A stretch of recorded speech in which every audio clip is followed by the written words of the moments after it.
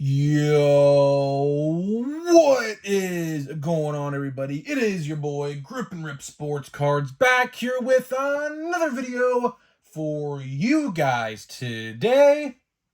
And in this video, we're going to be discussing the 2023 Topps Update odds revealed and the shocking developments that we have learned from these odds. So before we get into that, thank you guys so much for joining me on this video today. Can we get a minimum of 100 likes on today's video? As that's the best way you can help me grow this channel is by hitting that like button. And speaking of growing the channel, we're doing a giveaway. We're giving away hobby packs of Series 2. All you gotta do to enter is be publicly subscribed, like this video, turn on the post notifications for all the content you see on the channel, and last but certainly not least, leave a comment in the comment section on who your all-star representatives were on your favorite team this year, and I will pick the winner once we hit 7,000 subscribers. So there is that. And I appreciate all y'all guys, man, tuning in. You guys know we're here every day, man. Not a day goes by that I'm not uploading. And fun fact, if you guys are brand new here on the channel, I own the active longest upload streak in the hobby today. Been uploading for about 6 to about almost 700 days now. I think I have to see the exact day. I'm not sure the exact day I started uploading, but I believe I started uploading around Christmas of 2021, or maybe a little after there, maybe like New Year's Day or something like that. So it's almost been 2 years. It's about a year and about 9 months, probably, give or take. So we're coming up on 2 years of fully uploading every single day consecutively. So again, thank you guys for that. It's just awesome, man. I love doing what I do here. And today we're going to be talking about something interesting, and there's a lot of developments that are very interesting with Update this year. Updates, typically Update is everyone's favorite base set of the year, myself included. Don't know if I could say that this year or not. I truly don't know if I could say that this year. Because, the checklist itself, in terms of real, actual, first-time rookie cards, not the rookie debuts, the actual rookie cards themselves, it's really not there. It sucks to say that, because Update's typically the set with the most, but this year it's not. Now, rookie debuts, on the other hand, that's a whole different story. Now, there's a lot of rookie debuts. I think they said there's like 60 to 70 rookie debuts in this set. So if you like your rookie debuts, I mean, they're there right for the picking, man. They're there right for you to get. But in terms of real rookies, a lot of people are asking me about Evan Carter. So if you guys don't know who Evan Carter is, let me just give you a little read-up on Evan Carter. So Evan Carter is a 21-year-old, just turned 21 years old, just about a little younger than I am. Rookie for the Rangers, and he's doing really good in the postseason. Not a lot of people knew about him before a couple days ago, realistically. He does not have a rookie card yet. He does not have a rookie card, I believe, in Update. He just got called up literally about a month or two ago. So he will most likely be in Series 2 next year. I had a lot of people asking me about Evan Carter because, his stuff right now is through the roof.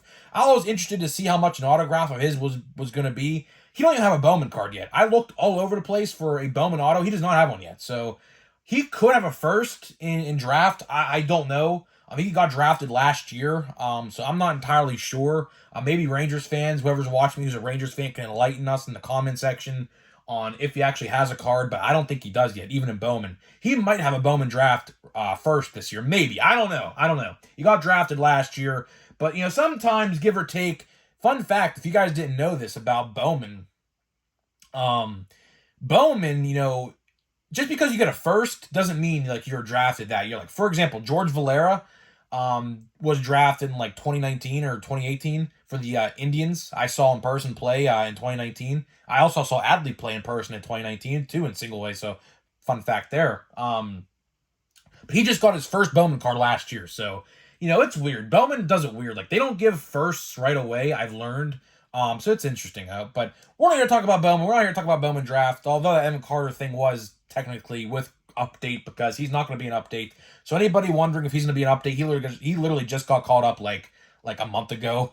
So The odds of him being an update, no pun intended, that's what we're talking about today, odds of update. But the odds of him being an update are like 1 in a million, literally 1 in a million. So don't expect it, but let's expect odds. Let's expect update odds. So update odds were revealed. I looked at them today. I'm actually fairly impressed. I'm actually fairly impressed. Now, for anyone wondering if we're going to go into a deep dive of update, that video is going to come out on Tuesday. So this video is going out on Sunday. Monday, we'll talk about update in some way tomorrow. And then Tuesday will be the watch before you buy. And Wednesday, we will be doing the top 10, top 5 most valuable.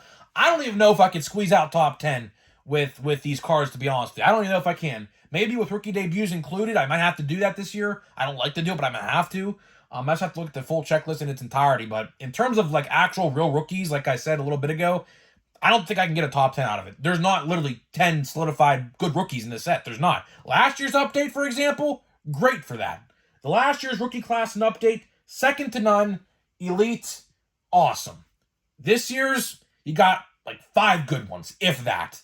So, I don't know. We might do top 10, we might do top 5. I might have to include rookie debuts in there. I might have to. It is what it is. But odds. So, for reference, let's talk odds of the past. So, how Topps usually goes about printing their base sets.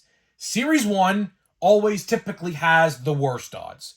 And then what they do is they print less of Series 2 than they do of Series 1. So organically and naturally, the odds become better, right? Same thing applies with update. Naturally, organically, they print less of update than they do with Series 2 and Series 1. So theoretically and realistically, update should have the best odds out of the 3 base sets. Same applies here. So we're only going to focus on one parallel today, and that is the gold parallel. Of course, you guys know the gold parallel is numbered out of that year. So this year, 2023. So odds are for hobby boxes 1 in 15 or 2 for every 1 box. Now, it's not guaranteed you're going to get a second one. So, of course, there's not 30 packs. So, but according to the Topps website, 2 golds for every 1 hobby box. In Series 2 this year, it was 1 in 18. So a 3-pack difference this set has with Series 2. That's a good indicator. That is a very good indicator. Also, you are practically guaranteed a gold in every blaster box of update this year, which I believe is very similar to last year's update as well. I believe update, you get a guaranteed gold, almost guaranteed at least. The odds are really good for golds in update retail last year, and I think this year is the same thing. And I believe it's 1 in every 2 for hanger boxes for update this year. So a lot of stuff going on. Of course, if you want to view the full odds themselves, you can go do that. All you got to do is go to your Google search engine on your iPhone or Android, whatever phone you got.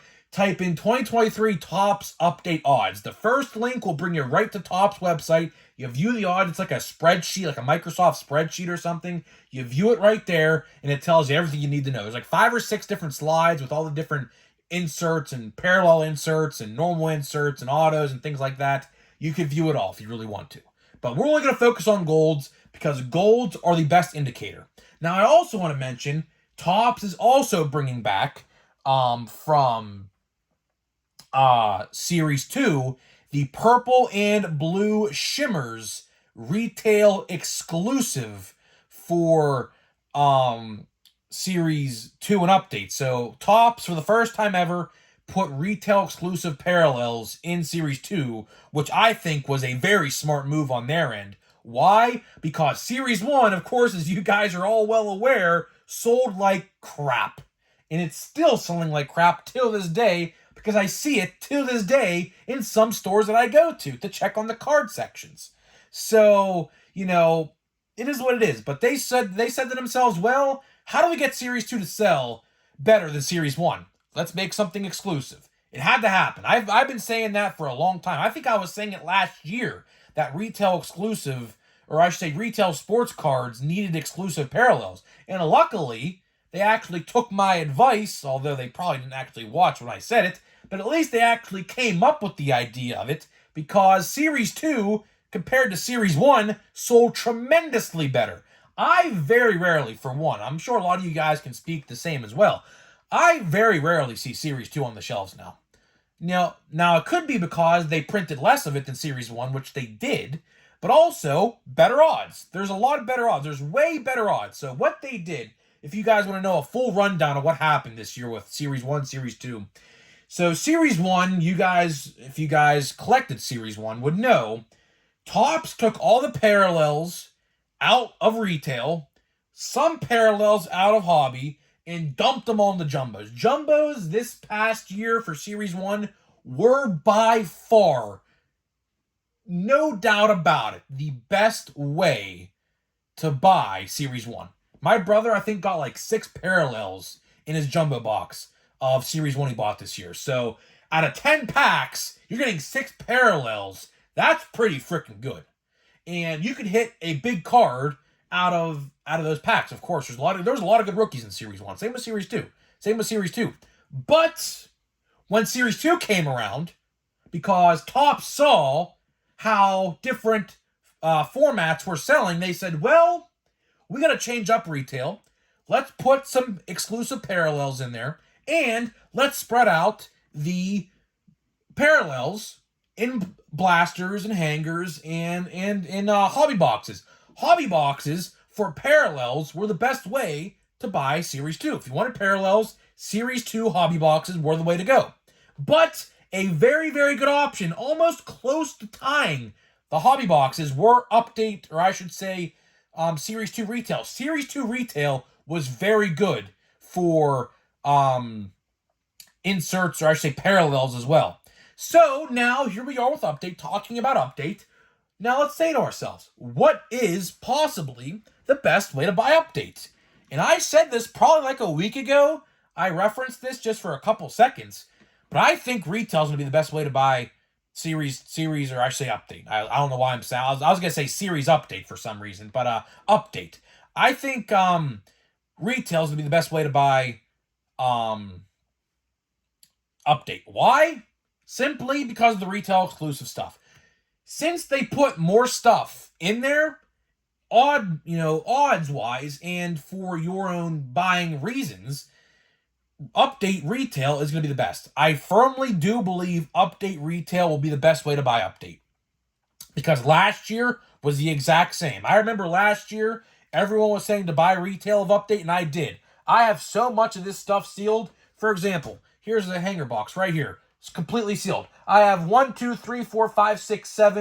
8 hanger boxes of Updates sitting right next to me, and 3 additional blaster boxes of Updates from last year, including that one you see on the video here right next to me as well. So I bought a lot of Update last year, and hopefully my investment, if that's what I want to call it, which I don't think I'm going to call it that, but hopefully it pans out. Hopefully it pans out, because I bought a lot of Update last year, rightfully so. Update last year was so good. Last year's Updates was so good with the Update rookies. And the Series 1 and Series 2 rookies, which really weren't that many, and a player not to be named no more was in that. But needless to say, last year's Update was very good. But this year's Update, like I alluded to in the beginning of the video, unfortunately, not that good. It's not going to be as, by far, it's not going to be nearly as good as last year. I'll say that. We were so lucky. I always say this. Anytime I talk about Update, I always say this. We were so lucky last year.